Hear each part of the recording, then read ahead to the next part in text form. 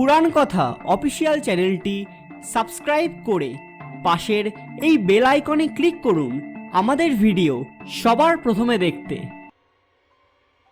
হিন্দু ধর্মের ইতিহাসের যে সাধকদের নাম মানুষ আজও মনে রাখে তার মধ্যে অগ্রগণ্য হলেন সাধক বামাখ্যাপা।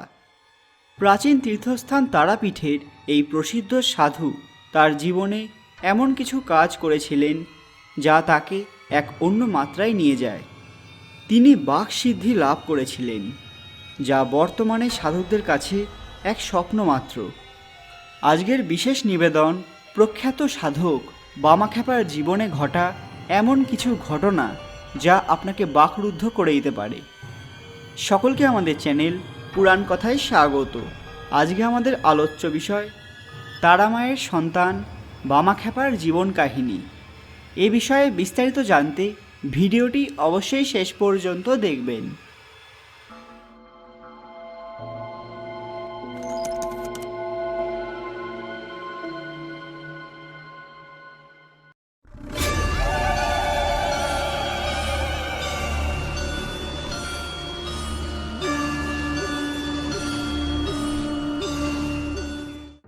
বামাখ্যাপার জন্ম 1244 বঙ্গাব্দে পশ্চিমবঙ্গের বীরভূম জেলায়। তার পিতা ছিলেন সর্বানন্দ চট্টোপাধ্যায়। বামাখ্যাপার প্রকৃত নাম বামাচরণ চট্টোপাধ্যায়। ছেলেবেলা থেকেই তিনি দেবী তারার পরম ভক্ত ছিলেন এবং পরবর্তী সময়ে নিজের গৃহ ত্যাগ করে এক বড় তন্ত্রসাধক কৈলাসপতি বাবার কাছে দীক্ষা নিয়েছিলেন। এরপর তারাপীঠ মন্দিরের কাছে শ্মশান ঘাটে সাধনা করতেন। বহু সময় ধরে কঠোর সাধনা করার পর একসময় তিনি বামাচরণ থেকে হয়ে ওঠেন সাধক বামাখ্যাপা। তারাপীঠ মহাশ্মশানে এক কঠোর তপস্যায় সিদ্ধি লাভ করে তিনি বিভিন্ন অলৌকিক শক্তির অধিকারী হয়ে উঠেছিলেন। আর দেবীর কথাতেই নাকি তিনি গেরুয়া বসন ছেড়ে রক্তবস্ত্র ধারণ করেছিলেন।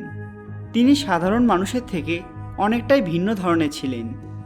মন্দিরের নিয়মকানুন কিছুই মানতেন না, সব কিছুই খোলা মনে করতেন। এমনকি একবার তিনি মন্দিরের নৈবেদ্য নিবেদনের পূর্বেই খেয়ে ফেলেছিলেন, যে কারণে পুরোহিতরা অত্যন্ত রেগে যান। ভক্তরা বিশ্বাস করত যে তার বিশেষ ক্ষমতা আছে, যে কারণে তারা বিভিন্ন প্রয়োজনে তার কাছে আসত।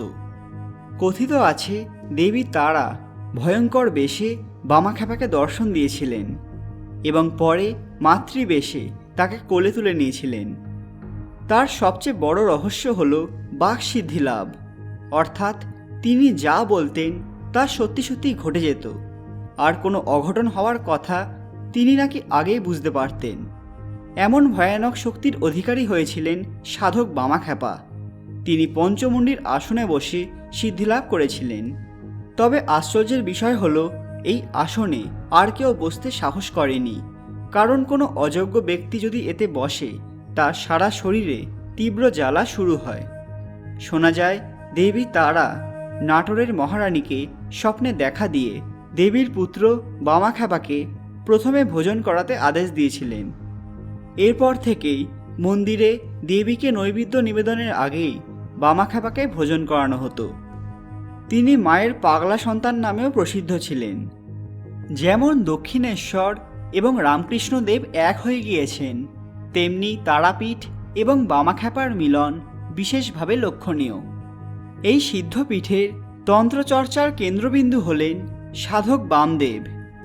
যদি আপনারা তার বাকসিদ্ধি লাভ এবং পঞ্চমুণ্ডির আসন সম্পর্কে আরও জানতে চান, সেটা আমাদের কমেন্টে জানান, তাহলে আমরা সেই বিষয়ের ওপর আলাদা একটি ভিডিও বানাবো।